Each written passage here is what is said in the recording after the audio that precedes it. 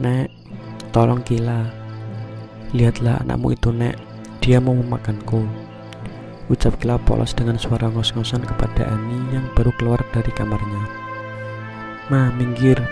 Jangan lindungi tuh bocah tengil. Dasar keponakan tidak tahu diri, geram Farel. Ani menggelengkan kepalanya melihat tingkah laku anak dan cucunya yang tidak pernah akur sejak dulu.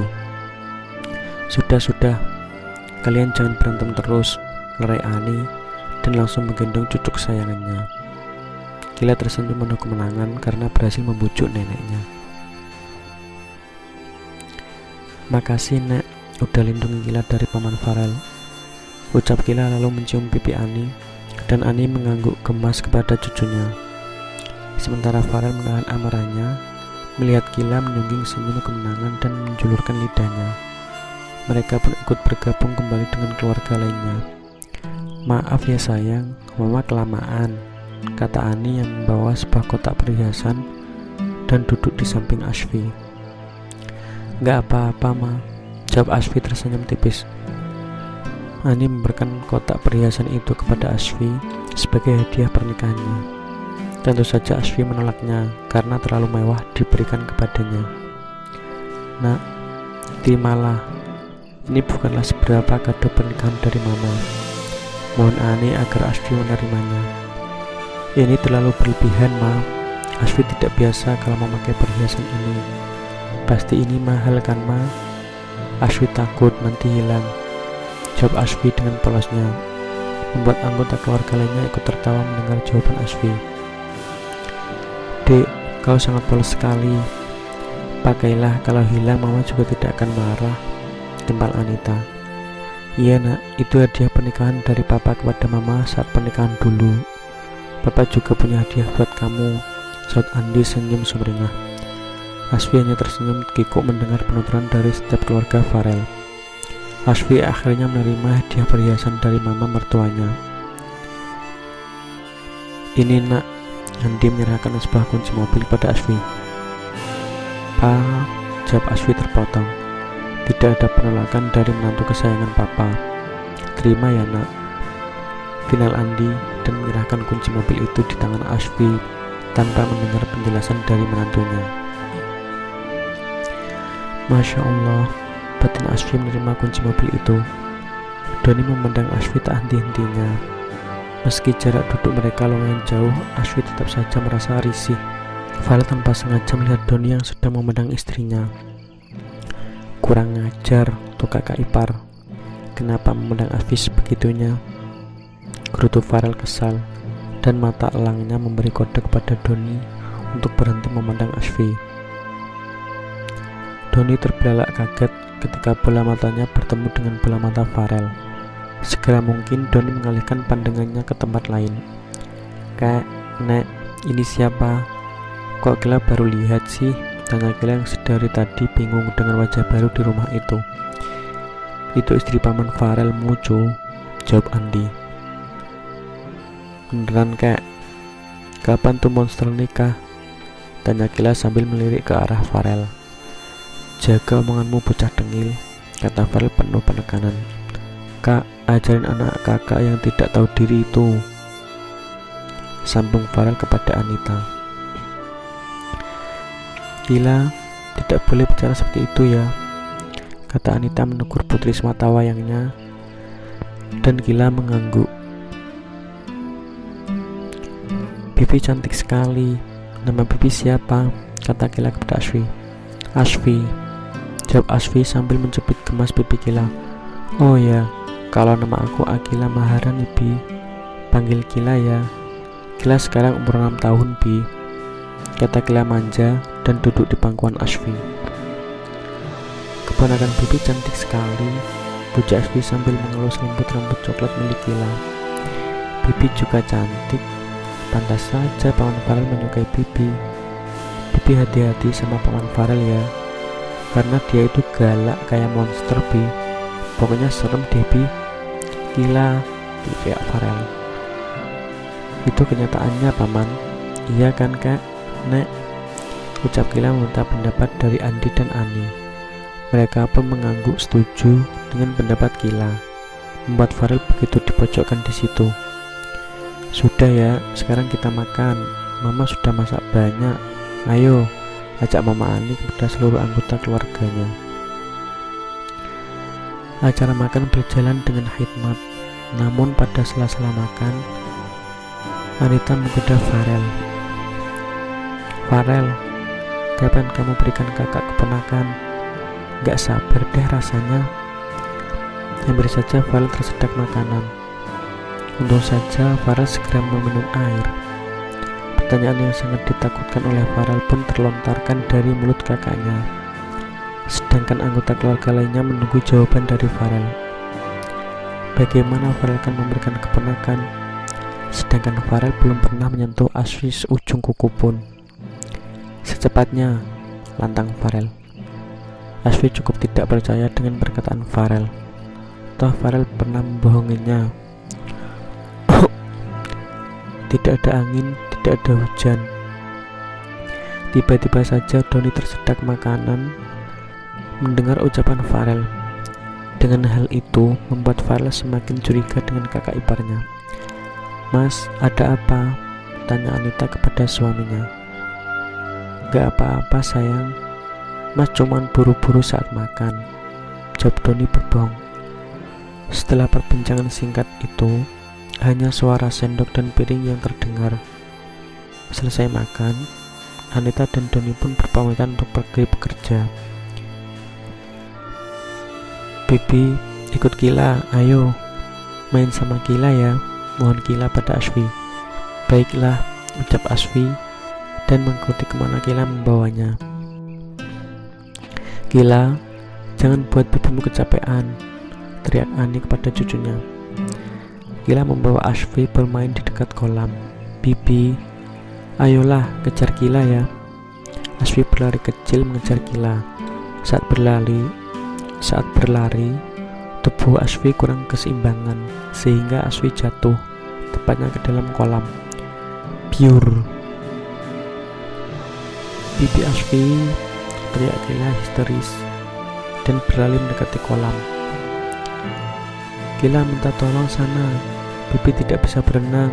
Suara Asfi samar bisa terdengar. Asfi terus mencoba untuk bisa mengimbangi tubuhnya agar tidak tenggelam. Nihil, Asfi tidak bisa karena memang Asfi tidak bisa berenang. Kak, Nek, Paman Farel, teriak Kila sekencang-kencangnya. Kila menangis. Dia merasa bersalah pada dirinya sendiri. Ani, Andi, dan Farel yang sedang bercengkrama berhamburan berlari ke sumber suara Kila yang berteriak histeris. Tak terkecuali para asisten rumah tangga di rumah itu. Mereka dikejutkan ketika melihat Asfi yang tubuhnya hampir tenggelam di dalam kolam. Refleks saja Farel langsung nyebur ke dalam kolam dan membawa tubuh Asfi yang hampir kehilangan napas itu. Kak, Nek, maafin Kila, ini salah Kila. Jangan bicara seperti itu, Cu, kata Ani dan memeluk tubuh cucunya yang ketakutan. Farel menepuk pipi Asfi untuk segera sadar. Farel, berikan nafas buatan, saran Andi. Iya nak, cepat, Mama tidak mau mantu Mama kenapa-kenapa, timpal Ani lagi. Dengan terpaksa, Farel harus memberikan nafas buatan kepada Asfi. Farel mendekati wajahnya ke wajah Asfi. Jantung Farel tiba-tiba berdegup dengan kencang. Tapi sebelum itu terjadi, Asfi sudah terlebih dulu sadar. Asfi mengeluarkan air kolam yang sempat tertelan tepatnya di muka Farel. Sialan, empat Farel menghapus air itu di mukanya secara kasar. Asfi langsung ketakutan. Entah apa yang akan terjadi dengannya hari ini setelah kejadian ini. Alhamdulillah, kamu tidak apa-apa nak, tanya Ani dan Andi kompak. Asfi tersenyum tipis supaya mertuanya tidak terlalu khawatir padanya. Tidak apa-apa ma, Pa. Bibi maafin Kila ya. Ini salah Kila karena mengajak Bibi bermain di sini.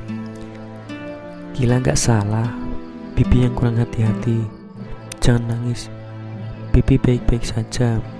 kata Asfi meyakinkan kepada keponakannya. Farel, sekarang gendong istrimu ke kamar. Biarkan menantu mama istirahat, kata Ani. Cepat Farel, nanti menantu papa masuk angin karena kedinginan. Tegas Andi kembali karena melihat putranya belum juga terjaga. Gak usah, Asfi masih kuat berjalan, Ma. Belum juga Asfi selesai berbicara, Farel dengan sigapnya menggendong tubuh Asfi. Mas, gak usah. Tita Asfi malu karena seluruh mata di rumah itu memandanginya. Jangan keras kepala Asfi. Tanpa sengaja Farel menyungging senyum sangat kecil sekali melihat pipi Asfi yang merah merona. Di sisi lain, Ani dan Andi bahagia melihat perlakuan Farel kepada menantunya. Kau berat juga ya Asfi, kata Farel dan menurunkan tubuh Asfi di depan kamar mandi. Enggak kok, jawab Asfi malu-malu. Sudahlah, sekarang bersihkan tubuh kamu, cepat, nanti kamu sakit. Perintah Farel dan Asfi pun menurut saja. Farel pun masuk ke kamar mandi lain, karena memang di dalam kamar Farel di rumah orang tuanya memiliki 2 kamar mandi. Farel sudah selesai membersihkan diri dan memakai bajunya, sementara Asfi belum juga keluar dari kamar mandi. Tuh cewek mandi atau tidur sih, lama sekali, batin Farel kesal. Di dalam kamar mandi, Asfi bingung karena Asfi tidak bawa handuk dan pakaian ganti. Kalau aku minta tolong pada Mas Farel, pasti tidak mau. Terus bagaimana nih, pikir Asfi. Asfi, kenapa kau lama sekali? Jangan membuatku khawatir, teriak Farel mulai kesal. Asfi mengeluarkan kepalanya sedikit di balik pintu kamar mandi. Mas, aku boleh minta tolong? Mohon Asfi. Sedangkan Farel tidak menggubris perkataan Asfi. Farel sibuk dengan benda pipih perseginya. Mas, ucap Asfi lagi. Ada apa sih? Ketus Farel yang masih fokus dengan handphonenya. Aku tidak bawa handuk ataupun pakaian ganti. Terus, Mas bisa ambil. Cih, kau menyuruhku. Ambil saja sendiri. Aku malu, Mas. Farel berpikir sejenak. Menangislah terlebih dahulu. Kan kamu sering menangis. Sekarang menangislah, baru aku ambil. Gak bisa. Kenapa? Aku gak sedih, jadi gak bisa nangis, Mas, kata Asfi dengan wajah memanas. Farel hanya menahan tawa geli melihat ekspresi Asfi minta tolong. Menurut Farel, ekspresi Asfi itu lucu. Nyusahin orang, Farel bangkit dari tempat ranjang menuju almarinya. Tumben baik, kata Asfi dengan suara kecil. Takutnya Farel mendengar. Aku gak bodek. Nih, Farel menyerahkan handuk ke tangan Asfi. Mas, tunggu dulu. Aku juga gak bawa pakaian ganti. Mas bisa pinjam pakaian mama, karena aku gak bawa pakaian apapun ke sini. Asfi, kau sudah berani menyuruhku lagi. Maaf, Mas, tapi aku malu turun ke bawah menggunakan handuk saja. Mas, tolonglah, aku mohon. Ya deh, bukan berarti aku membantumu, aku peduli. Jangan GR, geram Farel lalu turun ke bawah untuk meminjam baju mamanya.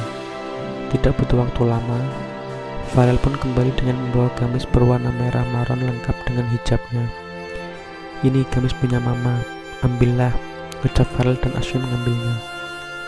Asfi pun keluar dari kamar mandi dengan pakaian yang sudah lengkap di tubuhnya. Mas, makasih sudah bantu aku, kata Asfi tersenyum tulus pada Farel. Farel yang melihat Asfi melongo dan tidak berkedip sedikit pun. Ya, karena Asfi terlihat anggun dan elegan menggunakan gamis pemberian mertuanya itu. Dengan warna gamis merah maron dipadukan dengan kulit Asfi yang putih, membuat kesan berbeda di mata Farel. Karena Asfi biasanya menggunakan gamis berwarna hitam, biru black, pakainya gamis berwarna gelap. Asfi tidak pernah menggunakan gamis berwarna kontras seperti yang dipakai saat ini. Tentu Asfi sangat cantik sekali. Cantik, seakan Asfi punya lesung pipi, pikir Farel. Dan segera mungkin Farel menepis pikirannya yang memuji Asfi. Akal jahil melintas di pikiran Farel. Farel berjalan mendekati Asfi. "Mas, mau apa?" ucap Asfi dan memundurkan langkahnya ke belakang. Farel semakin mendekat dan Asfi terus memundurkan tubuhnya ke belakang, hingga akhirnya tubuh Asfi sudah tidak dapat mundur lagi karena ada lemari. Farel mengunci pergerakan Asfi. Jarak wajah Asfi dengan Farel hanya beberapa senti saja. "Mas, mau apa sih? Menurutmu?" jawab Farel menaikkan alisnya sebelah. "Nggak tahu," jawab Asfi polos. Dan hal itu Farel semakin menahan tawanya. Wajah Farel semakin mendekat. Asfi menutup matanya karena takut. 1, 2, 3. Hahaha. Farel tertawa terpingkal-pingkal. Sungguh Farel merasa gemas dengan Asfi. Ekspresi Asfi benar-benar lucu menurut Farel. Asfi memandang dengan ekspresi tidak suka. Hampir saja jantung Asfi copot dibuat oleh Farel. "Apanya yang lucu, Mas?" kesal Asfi karena Farel tidak pernah berhenti menertawakannya. "Kau lucu sekali," kata Farel dengan tawanya, lalu mencubit gemas pipi Asfi. Asfi menggerutkan keningnya. Mas Farel mempunyai dua kepribadian mungkin. Kadang dingin dan kasar. Sekarang malah tertawa dengan terbahak-bahak. Batin Asfi.